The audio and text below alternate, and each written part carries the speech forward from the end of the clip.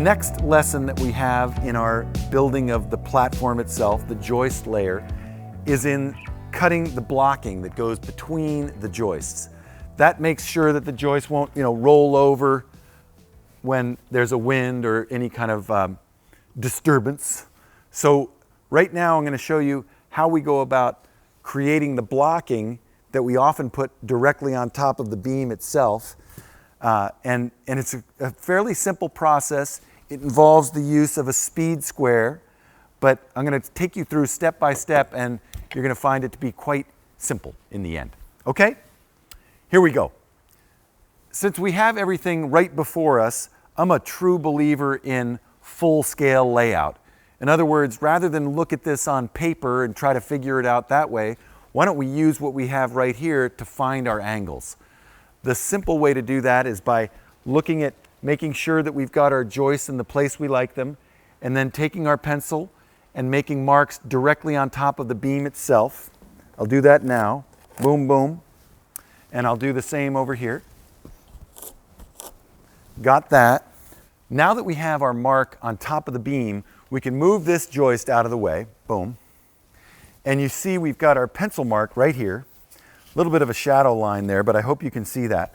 Now, with our speed square, we can find exactly what that angle is. So if I put this edge of the speed square on, the beautiful thing about this is we can see, there we are, right on the line.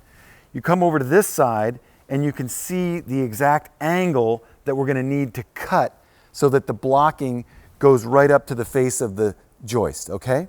So I'm reading, in this case, about 19 degrees. Okay, and we're going to go over to this. Boom. Take my speed square.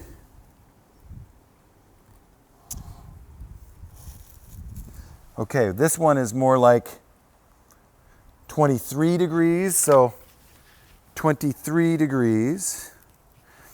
And now, you can imagine when the blocking goes in here, we're going to need the distance from here to here so we can cut the right length with the right angle. 22 1/4. So length 22 1/4. And that's long to short.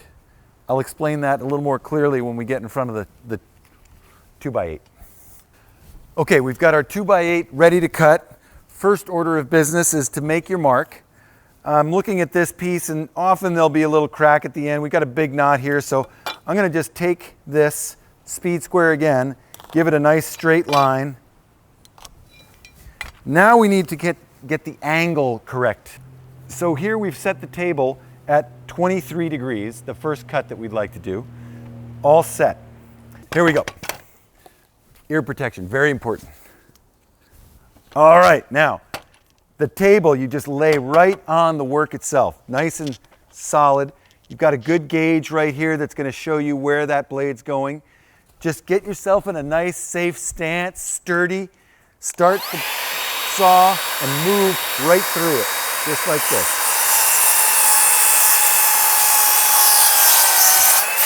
Right? All set. Now, that was our first cut, the 23 degree. Remember, we wanted to do a 19 degree that was 22 1/4 inches away. So from the long end, 22 1/4. Okay, now we recall that we have to change this table to 19 degrees now. So, boom, I'm going to open that up. Okay, so now it's all set for 19 degrees.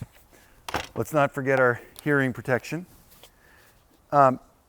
Another quick technique, you'll see that I've got the work, as we call it, hanging off the end of the two sawhorses.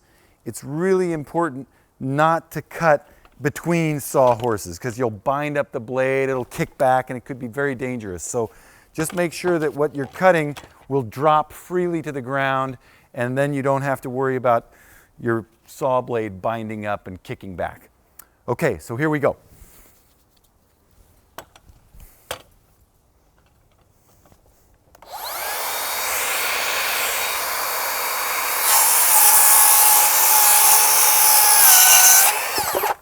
Boom. I want to make sure that I remember 19.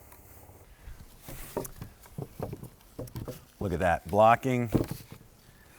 How's that look, Henry? Looks good. Pretty good, okay. So I'm going to put 3 screws, 1, 2, 3, up and down, and that secures the blocking to the joist. We know that this is 19 degrees already, so when we cut the next bit of blocking, we're going to have 19 degrees on this side. I'm going to bring a joist over, and we're going to end up having to kick it away from that tree number 2 about 6 inches for growth and movement, as you may recall. Okay, joist number 3, coming to Henry. We'll check for crown. Okay, we've got our joist in place and marked. We're going to cut our blocking the same way we did last time. Now it's a consistent angle of 19 degrees. We've got 22 and 5/8 between them, and we can repeat this until we're at the end of the run, okay? We'll get back and talk about how we're going to create the outer rim of the platform when we're ready in just a little bit.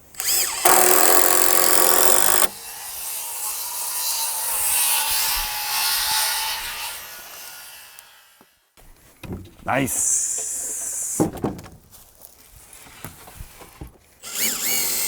So as I put the blocking in, I do 3 screws down the face of this 2x8, and then in the end I'll put a toe screw in to connect the joist to the beam.